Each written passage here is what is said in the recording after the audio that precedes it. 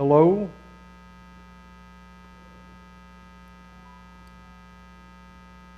Uh-huh. Was that you, Karen, did that? I knew it was Karen. I knew. Is Karen.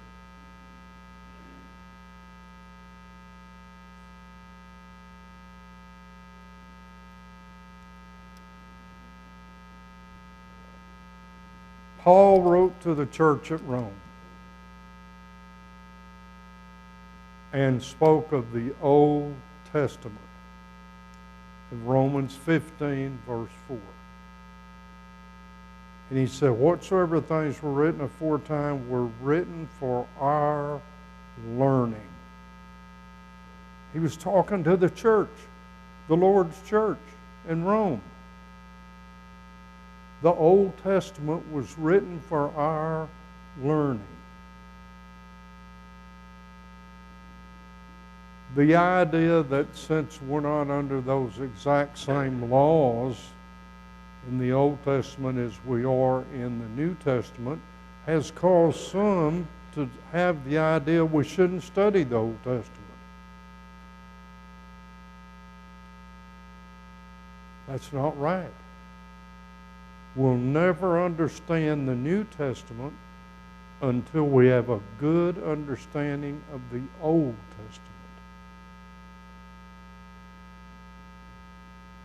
The book of Isaiah has so many lessons for the church to learn today. When I say the word God, something comes in your mind. Right, Karen? Yeah. Okay, where did you get that idea? Where did you get your ideas about God? And are they correct? And is there any way to know? Is it just some mystery we'll never know about till the end of time?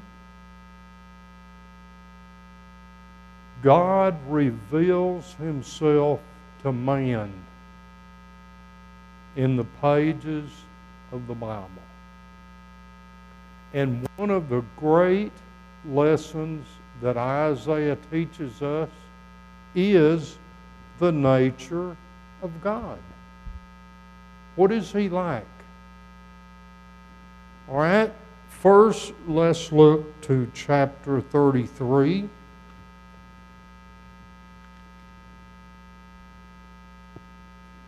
Verse 10. Isaiah 33, verse 10. Now I will rise, saith the Lord. Now will I be exalted. Now will I lift up myself. What he's talking about is the punishment of his people. He's been telling them all about their punishment all through chapter 39. Chapter 33, verse 11. You shall conceive chaff. You shall bring forth stubble. Your breath as fire shall devour you. The people shall be as the burnings of lime, as thorns cut up shall they be burned in the fire. Now remember, he's talking to people who have left God, who despise God's word, who have rejected the word of God, who have rejected God. Remember, that's who he's talking to. Verse 13. Hear you that are afar off what I have done, and you that are near acknowledge my might. The sinners in Zion are afraid. They should have been. Fearfulness has surprised the hypocrites. Who among us shall dwell with the devouring fire? Who among us shall dwell with everlasting burnings? That's pretty hard language for God's own people. Look at verse 15. He that walketh righteously and speaketh uprightly, he that despiseth the gain of oppression, that shaketh his hand from the holding of bribes. Can you believe all the bribery that's going on in the political world today? It's sickening. It is sick.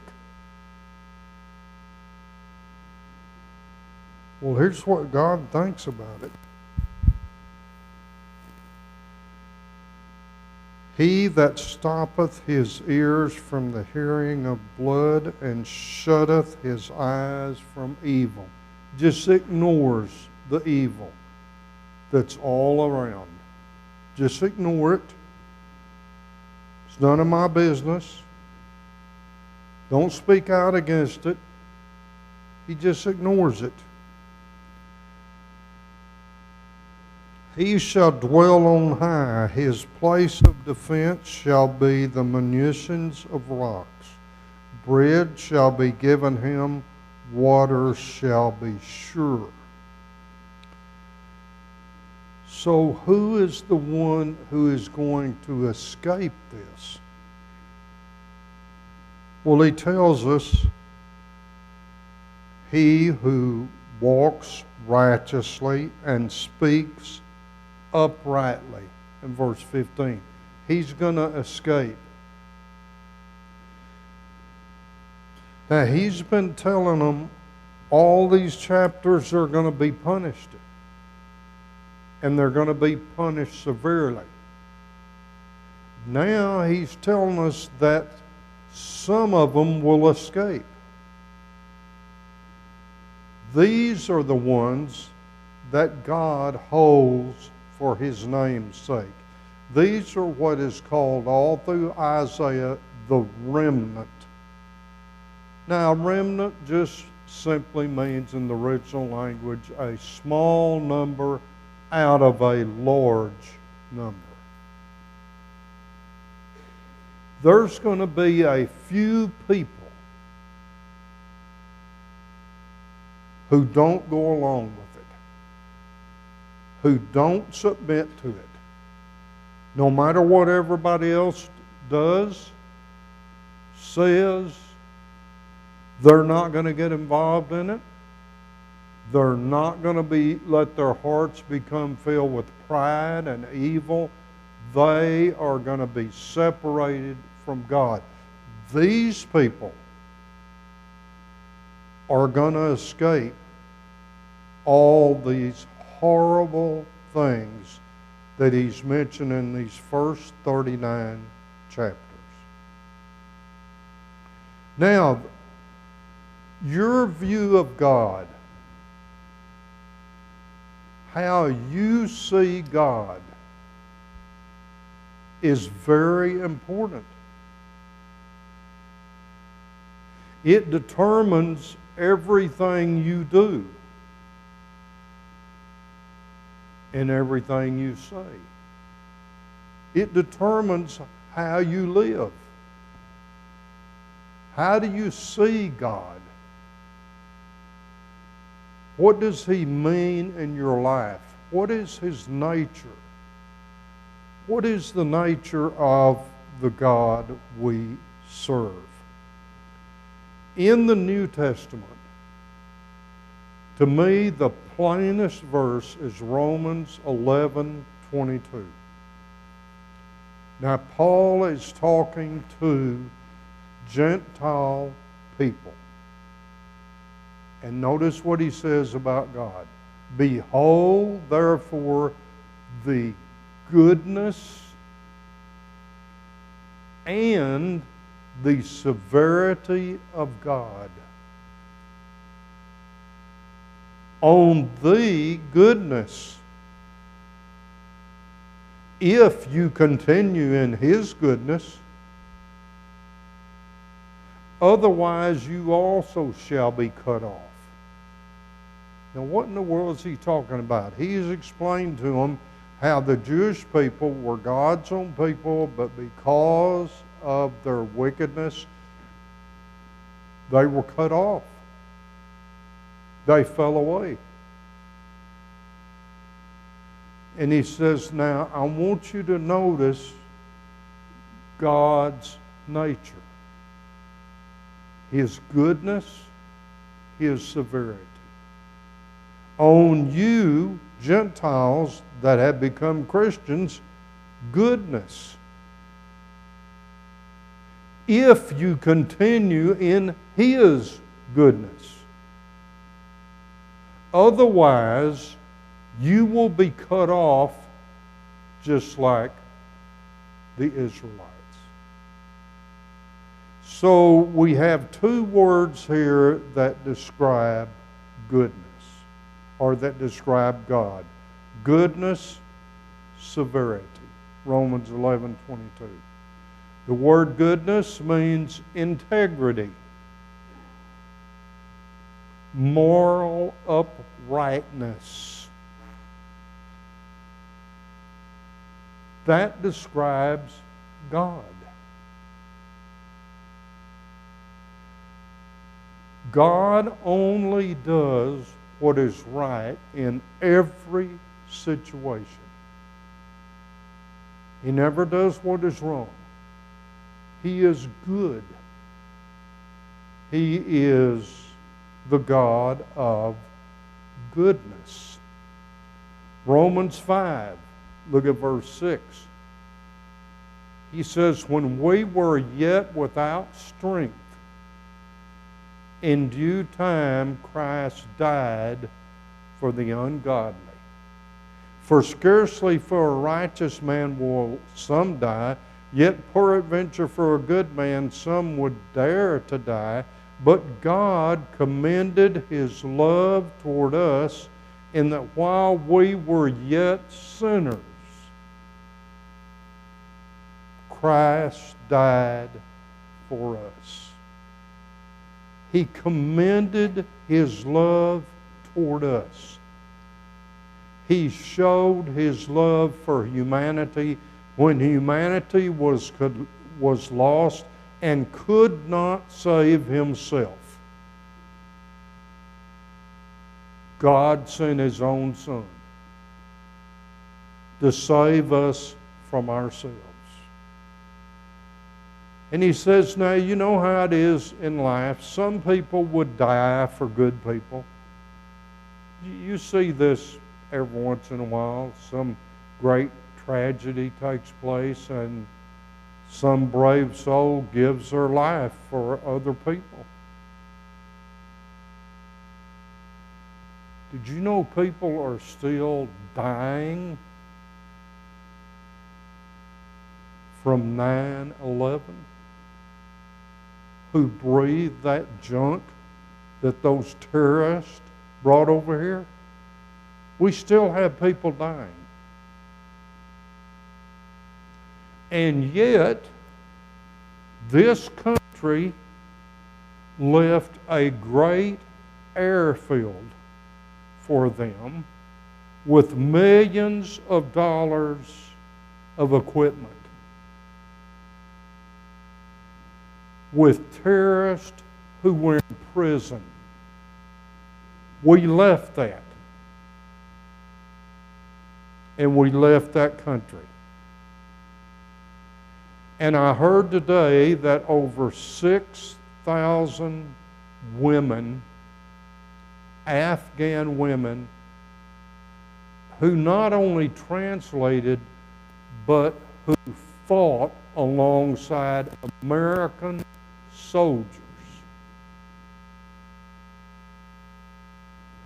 after all this time being over here in this country, they still do not have a green card. Their future is uncertain.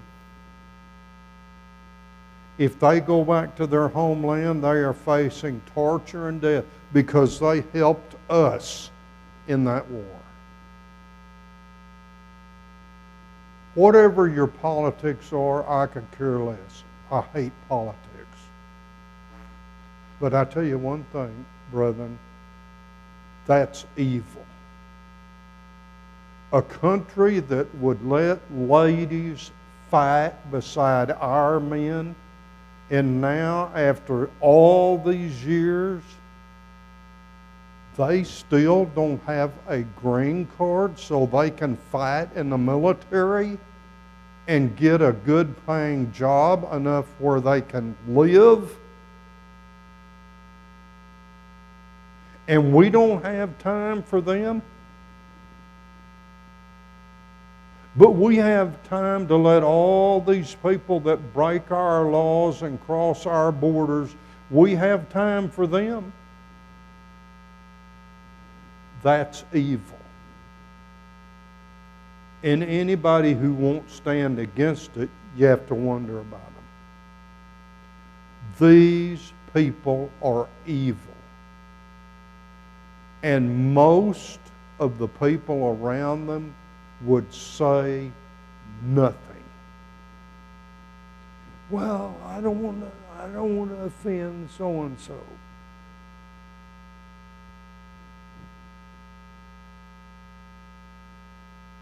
I don't want so and so to get their feelings hurt. Now, isn't that a good reason not to stand against evil? Here God is telling these people, look, those of you who stand against all this corruption in your government, in your leadership, you stand against it, I'm going to be with you.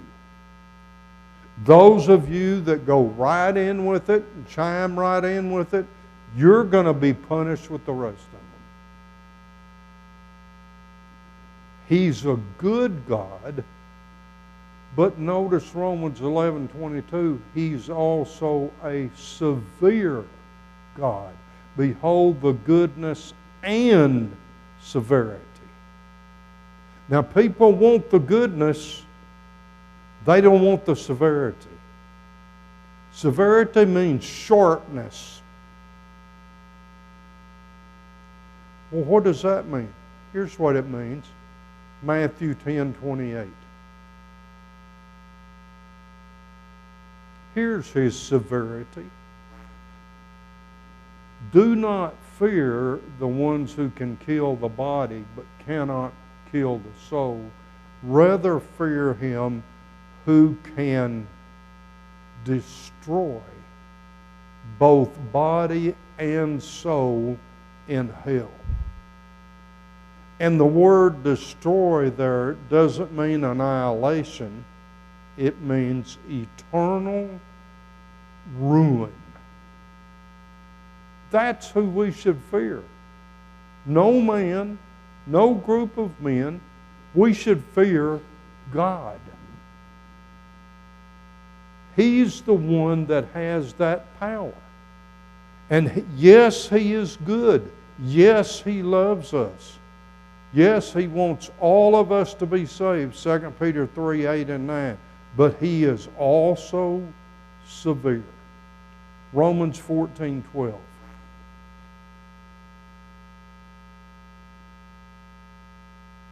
The other day we were going somewhere and something went wrong with the car, and Linda said, what do you think is wrong with the car? I said, Trump did it. Donald Trump, I don't know how he did it, but he did that. People don't want to be accountable.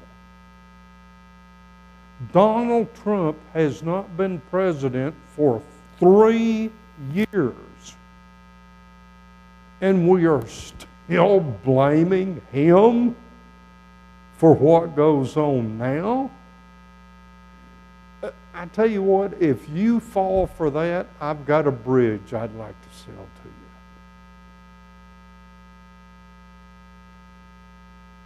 This is the kind of thing we look at in our own country.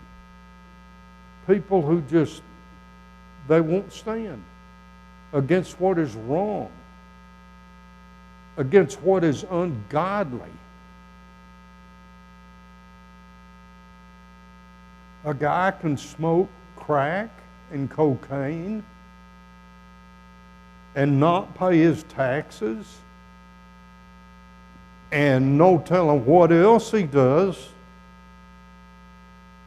and we give him a deal he can get off free.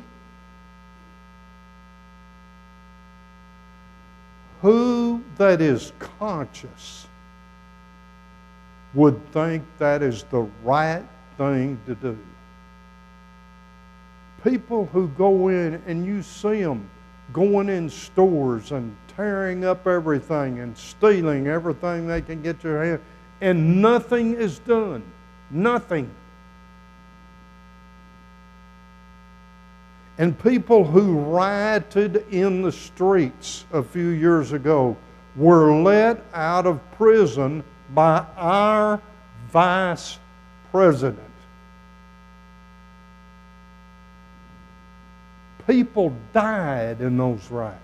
People were killed.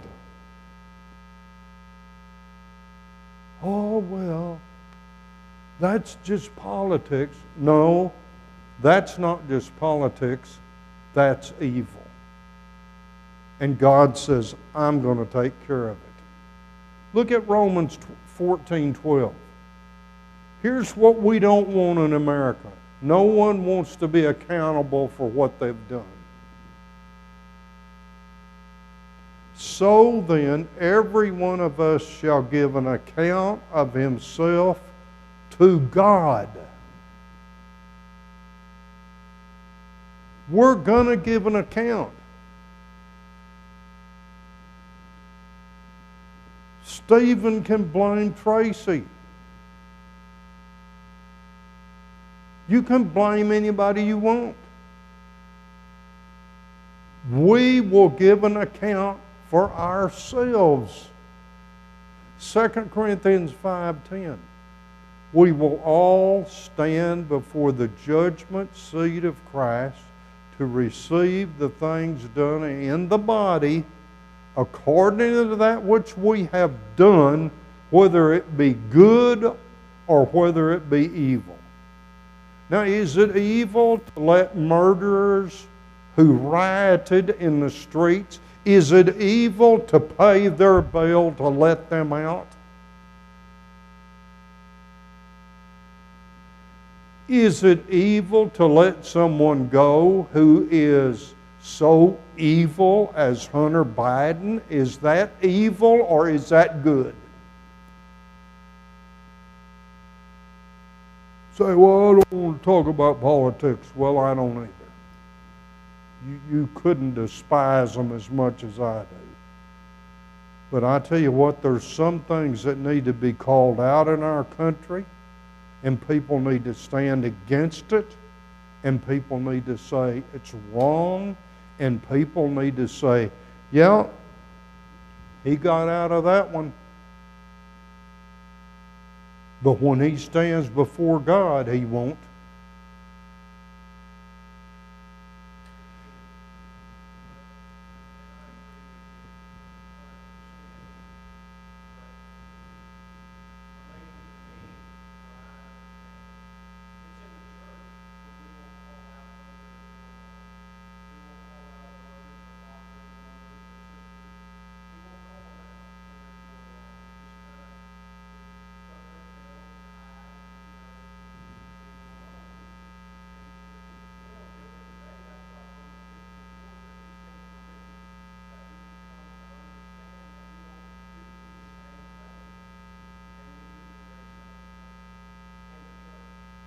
Okay, why would we do that?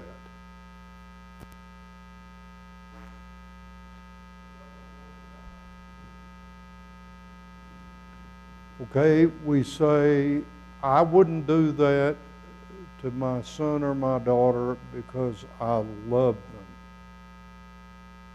If you let your son or daughter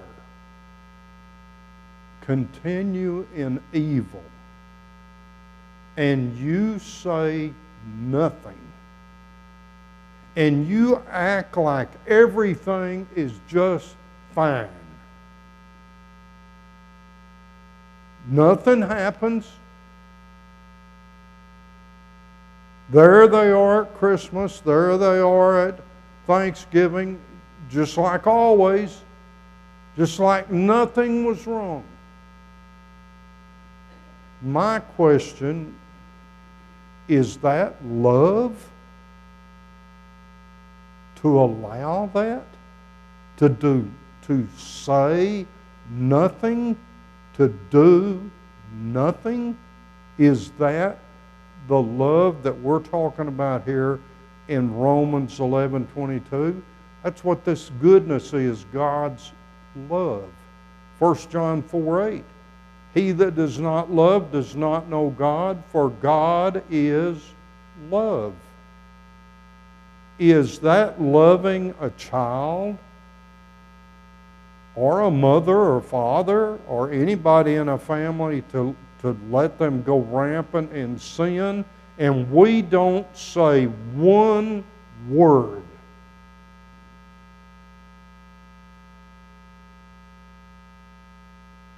What was that? We take the easy way out. Because look how troublesome it would be if we said something. Well, I've said something to mine. Wasn't any big deal. They just don't talk to me anymore. But I tell you one thing, they know their daddy stands against them and that he condemns their lifestyle and the way they're living. They know that. And I've shown it not only in words, but in my actions. I don't have anything to do with them. The goodness of God, but he also has another part. Severity. And you see it here in Isaiah. It's going to be burning fire. I mean, think about that. It's going to be burning fire. And it's going to come down upon you. And there's going to be nothing you can do. And what is unreal, they still didn't repent. They just kept right on.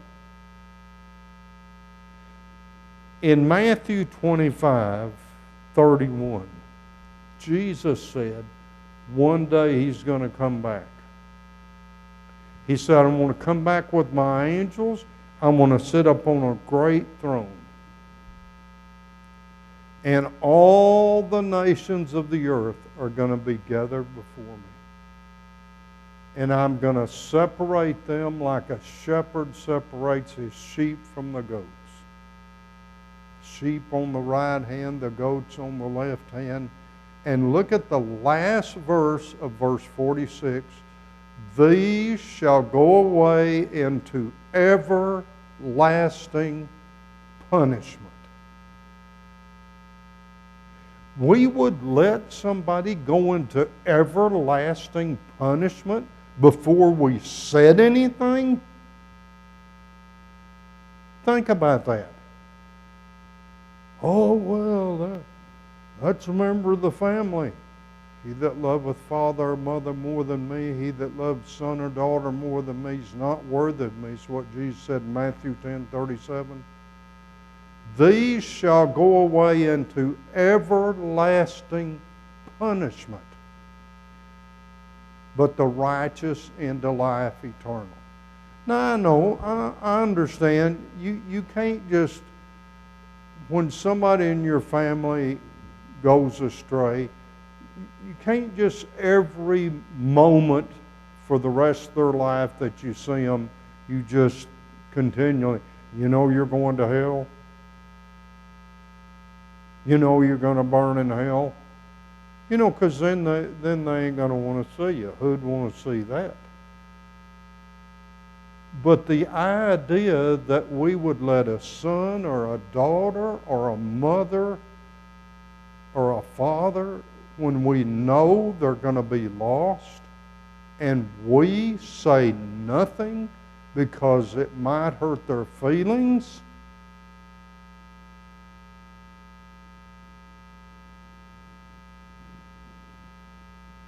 why does that happen?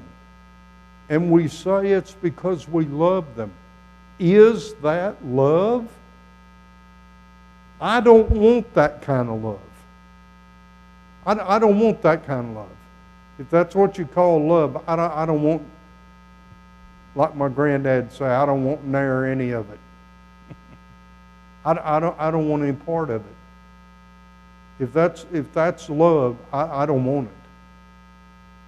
If we can let somebody go into everlasting punishment because we're afraid to hurt their feelings, that's not love. That's something else, but it's not love. So Jesus said, I'm going to come back and I'm going to separate these people. 2 Corinthians 5:10. We will all appear before the judgment seat of Christ to receive the things done in the body according to that which we have done, whether it be good or whether it be evil. My dad called me one time, and I went over to his house, and he had this woman over there. And he said, this is so-and-so. And I said, hello. And he said, we're going to get married, and I want to know what you think about it. And I showed him Matthew 19:9. I said, according to this verse, you two will be in an adulterous relationship. And you can never be in heaven in that relationship. He said, I figured that's what you'd say. I said, well, what'd you ask me for then? Well, I just wanted to be sure. I said, well, now you're sure. That's what I say to both of you.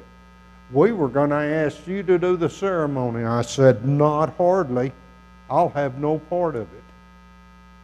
I said, the only ground is fornication. And my mother did not commit a fornication. You do not have a scriptural divorce. And you talk about mad. You talk about furious. He was mad. But now when I stand before God, I can tell God, I told him exactly what you said right here in your book. Say, well, what good did it do? I stood for what was right. I stood against my own father for what was right. Is that not a good thing? I didn't expect both of them to say, okay, we'll give it up. I wasn't expecting that. You expected that from my family, you'd be pretty dumb. I wasn't expecting that. So these people have this choice. God will not allow unrepented sin to go unpunished. He's not going to do like we do and just blink our eyes at it. we're going to give an account for it. We're going to give an account for the way we live down here, the way we acted down here. We're going to give an account. But look in chapter 40, Isaiah chapter 40, and look what he says to these people.